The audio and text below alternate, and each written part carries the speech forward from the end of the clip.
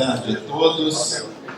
Para que nós conseguimos fazer as discussões que certamente haverão, resolver as dúvidas, nós vamos começar agora para dar sequência, então, à mesa redonda Experiências com Telemedicina, que é coordenada por mim. Meu nome é Cláudio de Souza, eu faço parte, com muita honra, da Câmara Técnica do Conselho Federal de Medicina e que está promovendo esse evento, né? Então eu convido o Dr. Aldo von Wangersheim para funcionou? Então tá bom. Para tomar assento à mesa, o Dr. Cleinaldo de Almeida Costa, parece que ele ainda não chegou, nós vamos aguardar. E o Dr. Milton Steinman, do Hospital Albert Einstein. Está presente? Dr. Milton? Então nós vamos iniciar agora essa quarta sessão, colocando aqui as experiências concretas que existem no Brasil sobre telemedicina.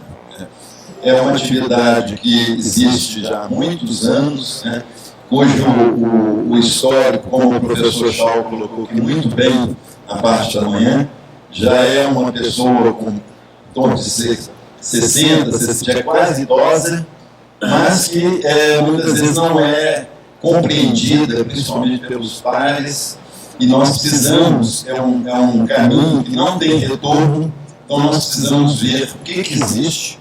O Conselho Federal precisa sentir isso, o que existe de concreto no Brasil, para que a gente possa, como também foi colocado aqui, reavaliar, e está nesse momento, exatamente o Conselho está fazendo isso, mas reavaliar o seu código de ética médica, e dentro desse bojo, reavaliar o que precisa ser modificado em relação aos avanços tecnológicos, que são inúmeros no momento. Então nós vamos ouvir essas experiências e esperamos que todos colaborem no sentido de enviar, já está no site do Conselho Federal, as suas sugestões de modificação em termos do Código de Ética Médica em relação a esses avanços tecnológicos. Então, eu passo a palavra ao Dr. Aldo, que é pós-graduado em ciências, aliás, é graduado em ciências da computação pela Universidade Federal de Santa Catarina, doutorado acadêmico em ciências da computação pela Universidade de Kaisel. Para ele se localizar atualmente é professor associado da Universidade Federal de Santa Catarina, onde é professor do programa de pós-graduação em ciências da computação e dos cursos de graduação em ciências da computação e sistemas de informação. É também professor orientador de doutorado do programa de pós-graduação em ciências da computação da Universidade Federal do Paraná.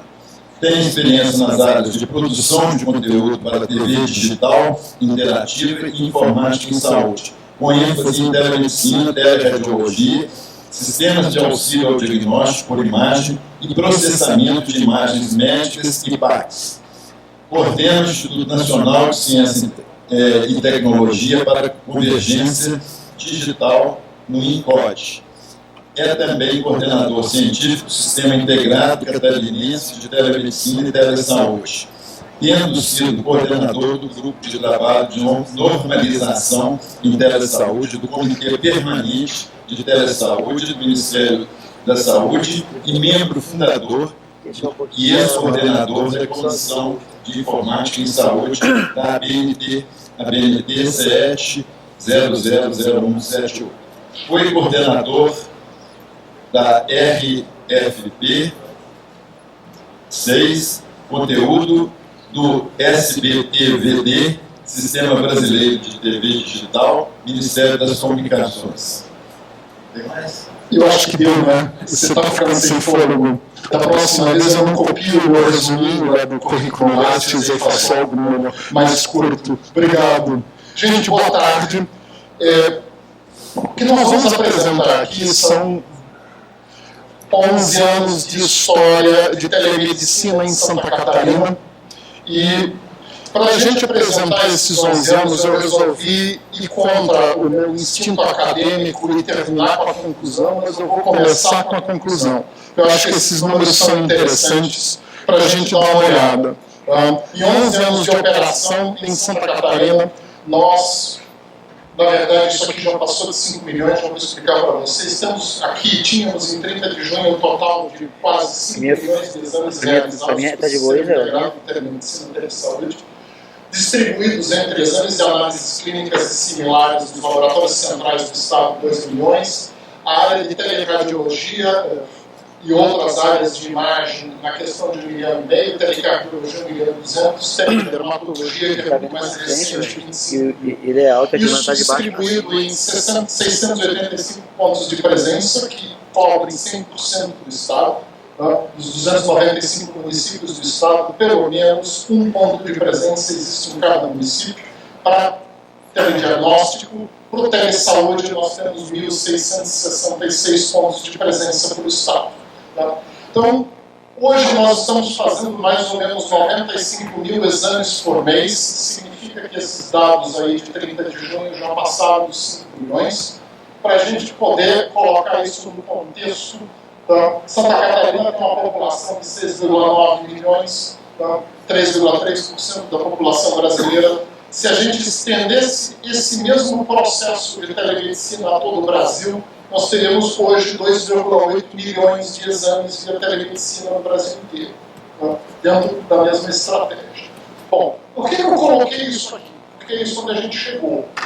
Como é que nós começamos? Então eu vou apresentar para vocês, começando repetindo algumas transparências da apresentação do CBTMS em 2005, onde a gente propôs a ideia e onde nós começamos a trabalhar. E depois eu vou num fluxo bem rápido, que necessariamente vai ser superficial, mostrar um pouco de todas as coisas para vocês e da nossa filosofia operacional.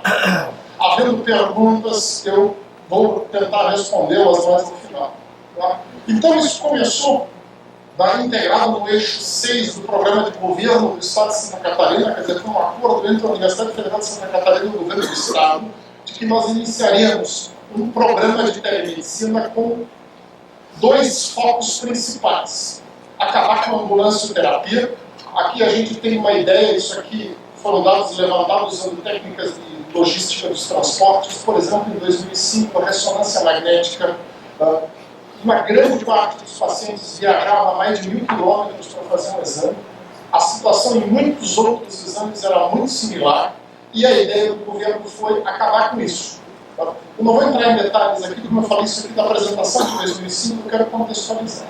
O segundo grupo de problemas que o governo do Estado quis atacar foi a questão da falta de agilidade no atendimento. Tanto a questão do moinho de papel, quanto a questão de você ter dificuldade em você adaptar processos, protocolos às necessidades do paciente, de você não ter um sistema flexível e ágil que levasse em conta uma série de condições e características que os pacientes tinham, como necessidades de urgência e outras coisas. Então a gente queria tirar aquele moinho de papel que fazia tudo ficar demorado, e transformar isso num processo ágil e informatizado.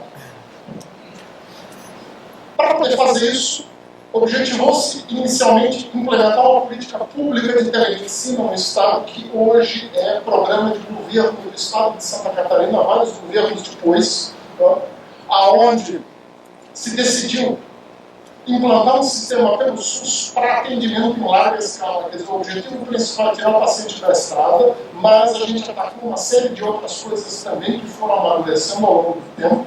E implantação imediata. Nós começamos em 2005, em trabalho conjunto com o governo do Estado. E o objetivo foi não só ampliar, mas otimizar todo o escopo de atendimento. Quer dizer, por um lado, maior capacidade de atendimento, mas, por outro lado, melhor aproveitamento do parque instalado. Quem trabalha na gestão de saúde pública sabe o que não é comum a gente encontrar equipamento de exames parado em algum canto em uma cidade do interior, porque não há quem use. Então isso é uma realidade em Santa Catarina, deve ser uma realidade no resto do país. Tá? O melhor aproveitamento das capacidades diagnósticas, depois se me perguntarem, eu vou contar um pouco de quantos médicos nós precisamos contratar para fazer aquilo tudo. Tá? Bem pouco. Tudo é uma questão da gente otimizar a capacidade que a gente tem de trabalho dentro do Estado. E ampliar a eficiência e continuidade na qualidade do atendimento, principalmente na questão de integrar a regulação a todo o processo de exames e poder começar a trabalhar com protocolos onde a gente pudesse dar uma priorização a pacientes que realmente tinham necessidade de terem seu atendimento priorizado. Para isso foi criada a Central de Regulação e Telemedicina dentro da Secretaria de Estado de Saúde. Nós ajudamos a fazer um projeto disso, ela previa salas de videoconferência, área de regulação, área de laudos, etc. Isso aqui existe até hoje funcionando. Algumas coisas mudaram, a principal delas é que a gente descobriu que com telemedicina nós damos liberdade ao médico. O médico que tem liberdade, ele quer dar laudo de casa, do escritório, do consultório, nos momentos livres dentro do hospital, e isso tudo hoje é possível de ser feito. A nossa área de serviços de telediagnóstico, ela anda vazia, porque as pessoas não vêm trabalhar na Secretaria de Saúde, elas trabalham onde querem. Então, isso é uma coisa que foi completamente inesperada, a gente não imaginava que aconteceria desse jeito, mas isso também é um fato. Telemedicina é liberdade para o médico. Não é só mais trabalho, não é só trazer exames do interior para você ter mais coisa para fazer, mas também é modificar o seu fluxo de trabalho de uma maneira que vai ser melhor para você. A gente vai poder falar um pouco adiante disso. Então, nós começamos a desenvolver, não existia nada no Brasil naquela época, ou no mercado internacional, que satisfizesse os nossos requisitos, que são, por um lado, todas as particularidades operacionais do SUS, as particularidades que nós tínhamos de internet no interior do estado naquela época, que era 300 kbit para cidades com menos de 40 mil habitantes, e todas as questões de infraestrutura tecnológica. Para isso, então, nós começamos a desenvolver toda a infraestrutura que nós hoje utilizamos. E hoje, vindo aos dias atuais, nós temos uma infraestrutura que ela é modular, ela é baseada num conjunto de serviços, cada serviço tem um conjunto de tecnologias, e tudo isso hoje se encontra hospedado em nuvem no Data Center do Estado, nuvem segura, Shaw. A gente falou de segurança hoje de manhã, então eu não vou voltar a esse ponto, mas isso aqui tudo é suportado pelo Estado em nuvem, tudo baseado em software que foi ou desenvolvido ou software livre que foi analisado, avaliado pela Universidade Federal de Santa Catarina e forma um conjunto de coisas divididas em serviços. E aí eu vou passar um pouco sobre cada um desses serviços. A gente tem um portal de entrada, a partir do momento que você entra aqui, tem coisas de telesaúde aqui que são públicas e tem as coisas que você tem senha para acessar. Você entrando com a sua senha, você vai entrar no sistema e a partir daí você pode escolher vários papéis e trabalhar em várias coisas, dependendo de qual é o seu cadastro que você faz dentro do sistema. Então, na área de teleconsultoria e capacitação à distância, é importante citar isso. Santa Catarina também tem um núcleo de telesaúde. A diferença em Santa Catarina é que é integrado ao sistema de telemedicina e integrado à rede universitária de telemedicina. Quando essas iniciativas começaram no Brasil, a gente decidiu em Santa Catarina, por acordo entre a Secretaria de Estado da Saúde e a Universidade Federal de Santa Catarina, de integrar tudo em um único sistema e uma única plataforma. Então, nós trabalhamos telesaúde e telediagnóstico pela Secretaria de Estado, tudo integrado. Então, o sistema de teleconsultoria trabalha tanto com todas aquelas atividades de segunda opinião médica, formação continuada, etc. E nós também trabalhamos com outro modo de inserção, que eu vou abordar mais tarde, eu vou voltar isso um pouco adiante. Então tem acesso web, aqui a gente tem, por exemplo, uma indicação de conduta clínica para um caso, e nós temos um aplicativo mobile, pode ser baixado, aonde você pode acessar tudo aquilo que você tem direito de ver como usuário, e permite a quem participa do Telesaúde de Santa Catarina de ter acesso a tudo isso em qualquer lugar. Essa foi a nossa filosofia básica no desenvolvimento de toda a plataforma de tecnologia. A telemedicina funciona se você puder fazer o seu trabalho a qualquer momento e de qualquer lugar. Para algumas pessoas, nós temos um folder lá fora que a gente está distribuindo, um maiorzão verde, que tem alguns relatos, inclusive, de um neuroradiologista nosso que fazia mais de 3 mil quilômetros de carro por mês só para atender sobreaviso de caso de trauma. Agora, ele levanta da cama, bota a pantufa, liga o computador, dá o laudo e volta para a cama. Então, se ele tem um herói, provavelmente é algum desenvolvedor da telemedicina, porque a vida dele mudou. Então, a ideia da telemedicina não é só a gente agilizar todo o fluxo, a gente oferecer exame onde não tem, a gente evitar que o paciente tenha que pegar a estrada, a gente agilizar a remessa de resultado de exames, mas é também melhorar a vida do médico. Muito bem, na área de telediagnóstico, o sistema pode ser acessado via web também, todas as modalidades de exame, isso aqui é uma visão minha como administrador. Antes que eu esqueça, nós temos entre nós o Arley Wagner, que é o coordenador, o gerente de operações da telemedicina de Santa Catarina. Ele está aqui para responder perguntas, inclusive, sobre questões que dizem respeito à gestão da telemedicina no Estado, a programas operacionais, etc. E a gente vai ver depois uns exames de dermatologia que são dele. Então, na área de telediagnóstico, existe um sistema. Para isso ser operacionalizado, o que nós fazemos? Dentro da CIB, da Comissão Intergestores Bipartite no Estado, nós acordamos procedimentos, seja formalizando algum protocolo que já existe, seja definindo uma forma de operação. Aqui, por exemplo, para a teledermatologia. A partir daí, a gente define um fluxo. Esse fluxo, ele funciona, por exemplo, no caso do exame de dermatologia, o médico da atenção básica requisita exame, existem formulários específicos para ele descrever o que ele vê no paciente. A partir daí, existe uma fase de aquisição de exame que é realizada por um enfermeiro treinado, usa equipamento que nós desenvolvemos junto com a empresa para isso, baseado num manual de realização de exames dermatológicos, quer dizer, todo o pessoal que trabalha em todas as unidades básicas de saúde que realizam teledermatologia foram treinados para fazer fotografia de paciente, tanto fotografia panorâmica quanto fotografia dermatológica de contato, seguindo protocolos de aquisição. Então, dependendo da hipótese diagnóstica levantada pelo médico da atenção básica, é seguido um protocolo de aquisição diferente que vai gerar o exame, que, por sua vez, é laudado pelo dermatologista, que acessa os exames como ferramentas para visualização e, a partir daí, pode prover o laudo. Então, os nossos laudos, todos eles são gerados usando um padrão, que é o Diagnostic Report, laudo estruturado no formato DICOM, que originalmente era para radiologia, mas hoje ele está amplamente disseminado, e nós utilizamos vocabulários controlados para uma boa parte dos exames, estamos ampliando isso para vários outros. Isso tem uma implicação que eu vou chegar daqui a pouco lá.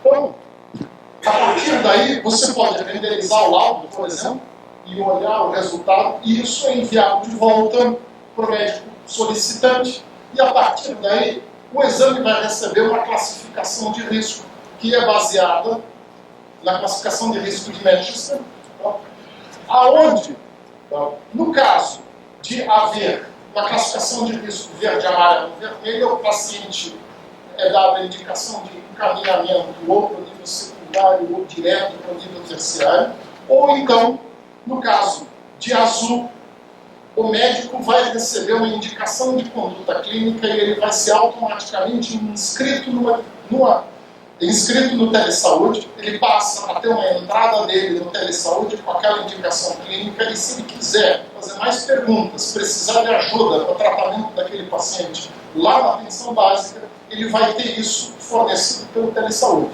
Tá? Então, essa parte é automática, tá? Ele recebe a indicação clínica e pode trabalhar com isso, ou pode pedir mais informações ou pedir ajuda. Tá?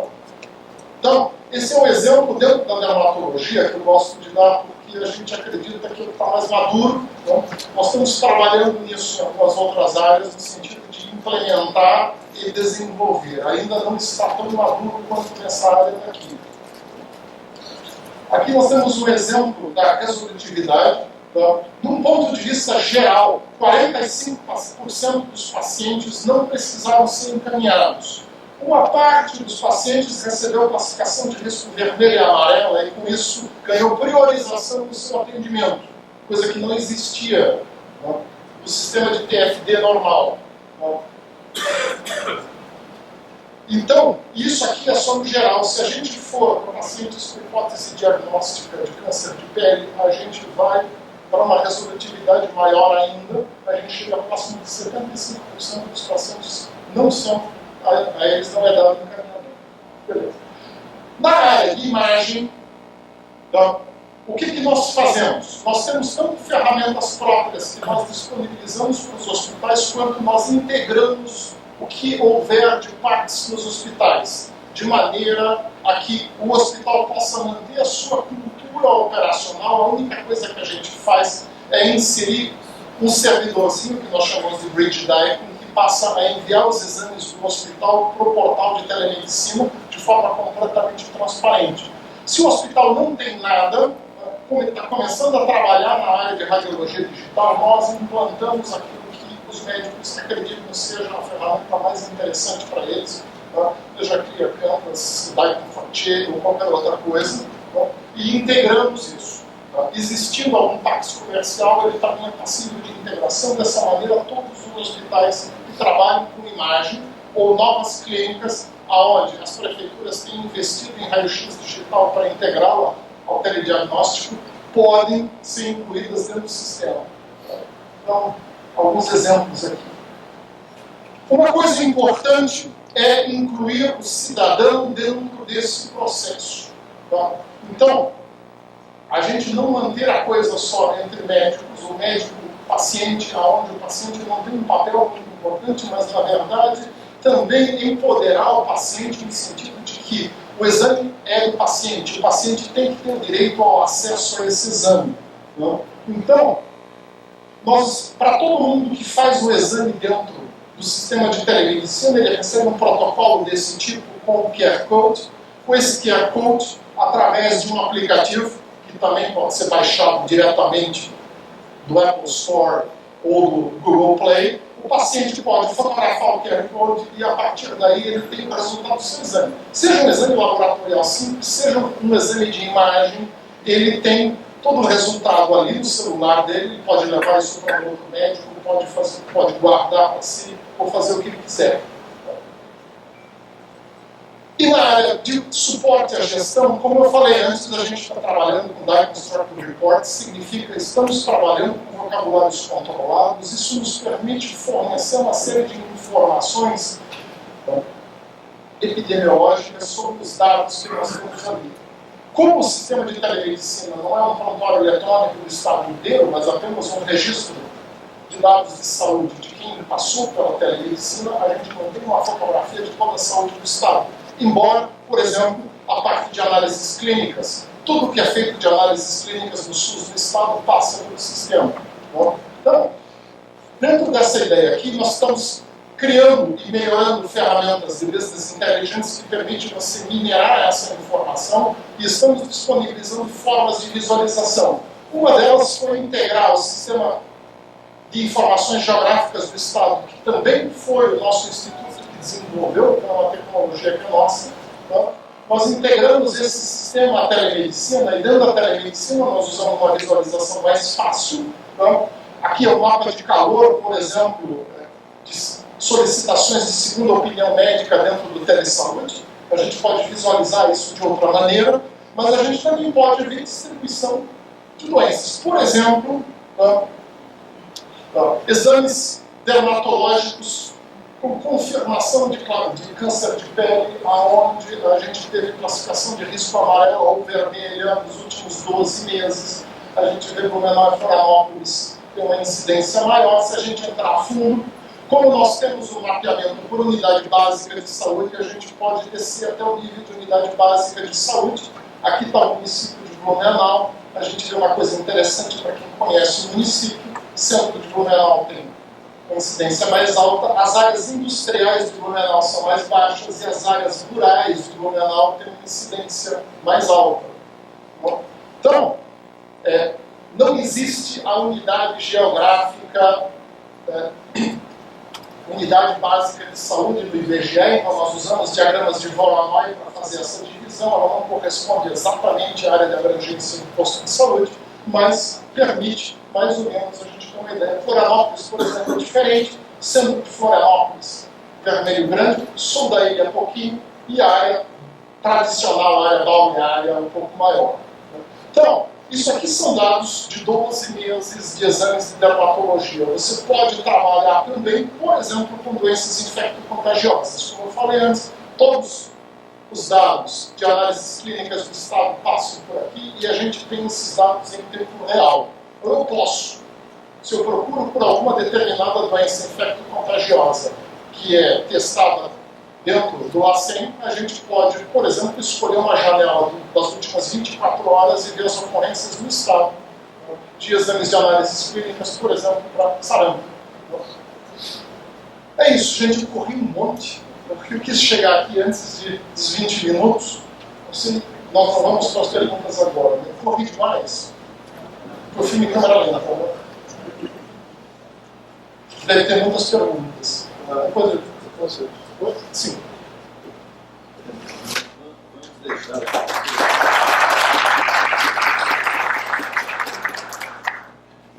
passamos agora a palavra ao Dr. Milton Steinman, cirurgião geral formado pela Santa Casa de São Paulo, residência em cirurgia geral do trauma pela USP, doutor em cirurgia pela Faculdade de Medicina da Universidade de São Paulo, coordenador médico da telemedicina do Hospital Israelita Albert Einstein, supervisor do programa de residência de cirurgia geral do Hospital Israelita Albert Einstein, membro da Câmara Técnica de Urgência e Emergência do CREMES. Boa tarde a todos. Eu queria agradecer a oportunidade de convite estar aqui com vocês.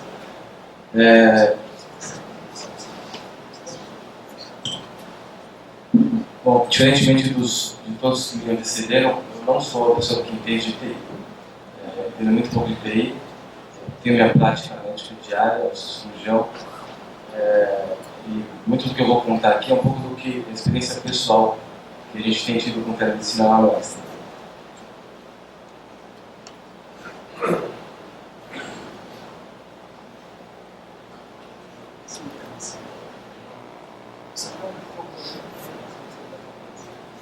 Então, a telemedicina, como todo mundo já disse anteriormente, nada mais é do que a união entre dois pontos. Então, por exemplo, aqui, unir essa sala que a gente está aqui através de algum dispositivo de tecnologia, um recurso que está em outra situação remota.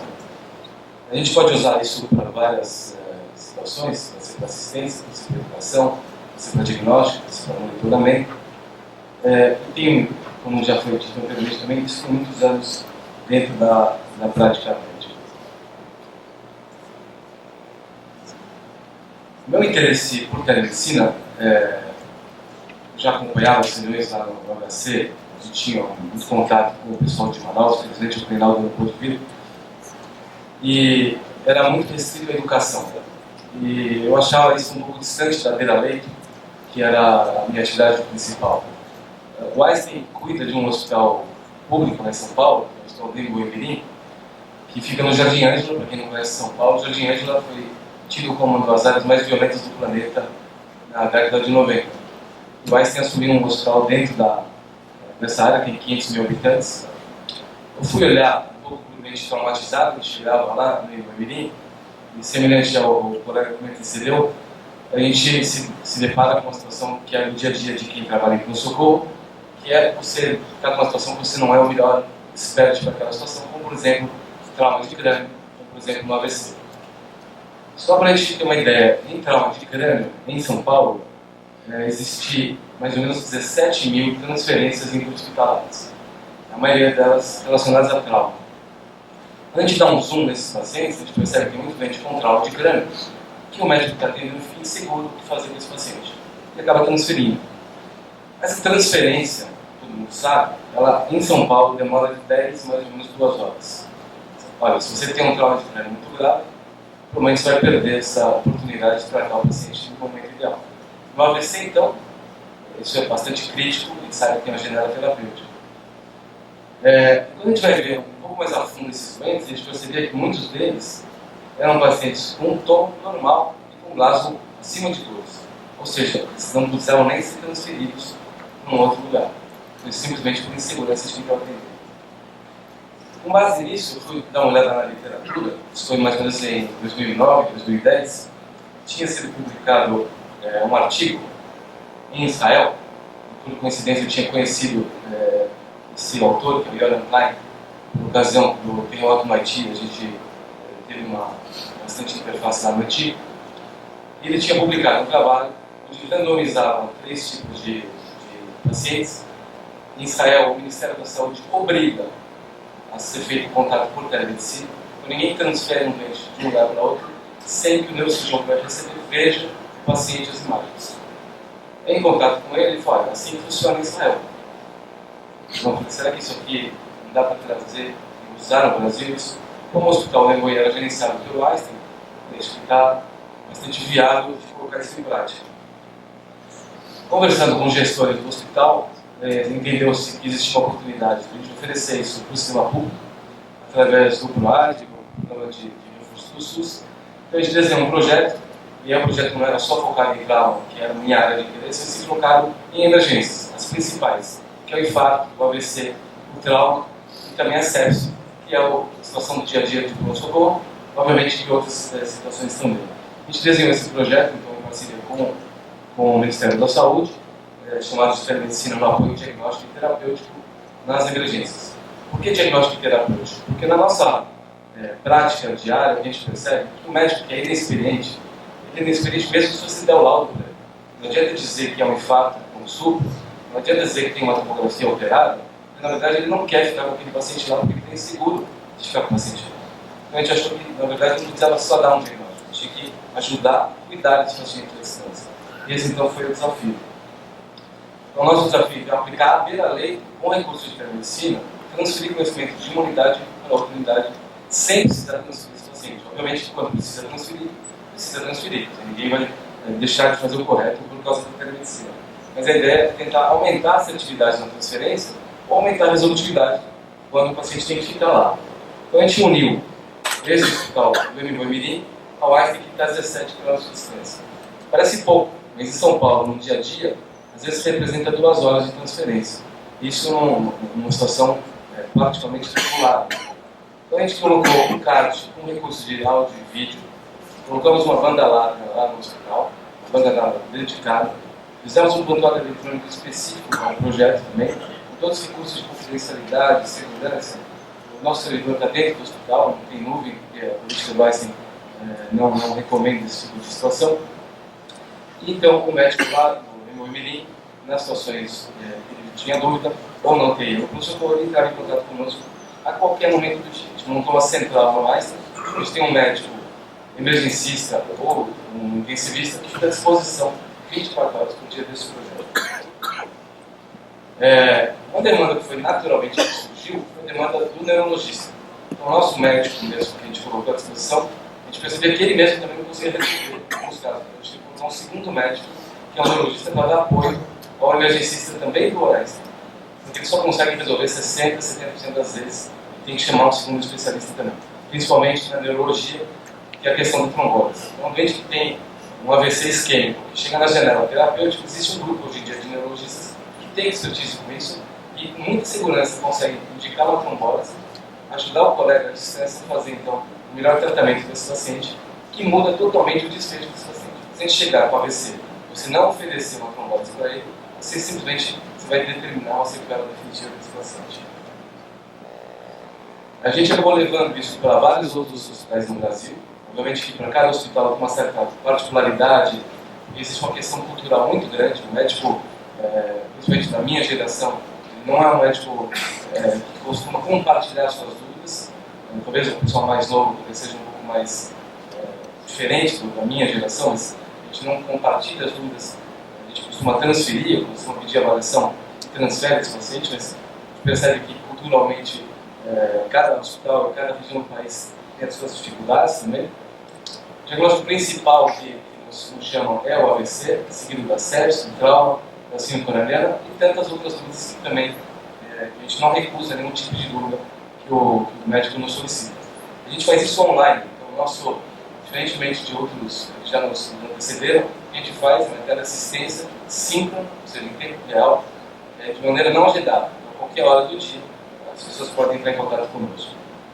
Quando a gente fala em transferência neurológica, no início do projeto, obviamente que reduziu bastante, quer dizer, eu fui comentado anteriormente, a ambulância terapia reduz imediatamente, você oferece uma possibilidade de tratar esse paciente localmente.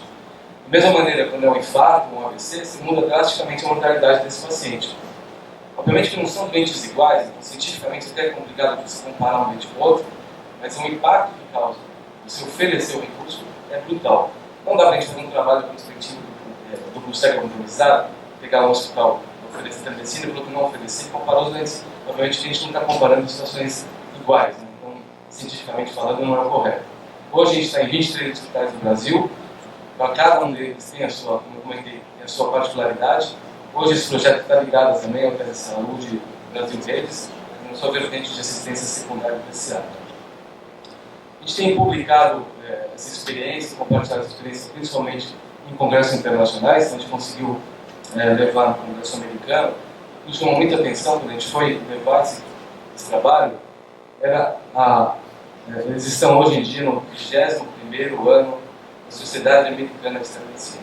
Nós estamos 30 anos atrás dos americanos em relação à telemedicina, na sua vertente de assistência. Embora a gente tenha andado muito em questão de educação no Brasil, na questão da assistência, chegar direto no paciente, como comentado pelo Santa Catarina, isso são casos isolados no Brasil. Nas dimensões continentais do Brasil, a gente tem a obrigação de usar esse recurso, tentar disseminar um pouco a telemedicina no Brasil, e tem o projeto Mais Médicos, que podia ser muito bem o projeto Mais Telemedicina no Brasil. A questão da questão da sepse, um outro protocolo que a gente conseguiu implementar, a gente transfere inclusive protocolos. No Boimirim, por exemplo, o doente que chega séptico na sala de emergência, dentro do algoritmo de decisão, entrar em contato com a telemedicina, aí sim a gente checa o protocolo e ajuda o médico a checar se deu cultura, se deu volume, se deu antibiótico, enfim, ajuda a segurança do paciente e do colega também. A gente tem publicado também o impacto cultural que isso causa no serviço. A gente consegue mudar dentro do hospital, consegue falar um pouquinho em melhoria de qualidade, consegue falar em auditoria, porque o muito importante da telemedicina é você ver o paciente no dia seguinte. Porque é simples dar um laudo e virar as costas e o paciente no dia seguinte não sabe o que aconteceu. Então, um desfecho muito importante na telemedicina, que é um recurso que a gente perde, a diferença da situação presencial, que a gente consegue ver o paciente no dia seguinte. Então, na telemedicina é muito importante na questão da segurança que a gente consiga acompanhar o desfecho. A gente teve a oportunidade também, por ocasião do incêndio da boate de Santa Maria, de enviar também recursos da telemedicina.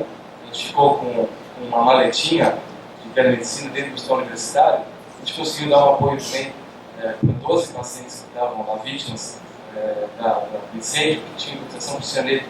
Tinham poucas pessoas que tinham experiência com isso, inclusive a gente teve que chamar profissionais de outros países também que tinham mais experiência para poder compartilhar essas decisões. A gente também chegou de publicar na Critical Care essa experiência, da questão do uso da telemedicina nas situações críticas. No ano passado, esse ano também, a gente está tendo um surto da dengue no país, da dengue e de outros subtipos da virose. A gente foi fazer um trabalho, um projeto de pesquisa também, para saber se a gente conseguir aumentar a força de trabalho com a telemedicina. De fato, um único caso de telemedicina, com a enfermeira na ponta, o médico na outra, o médico também localmente, para dar a segurança do procedimento, a gente conseguiu se resolver em mais de 95 vezes. Ou seja, a gente conseguiria levar um surto, por exemplo, de dengue no país, através da telemedicina, você podia cobrir mais áreas do país sem precisar contratar médicos e deslocar médicos, principalmente em situações remotas. A gente levou esse ano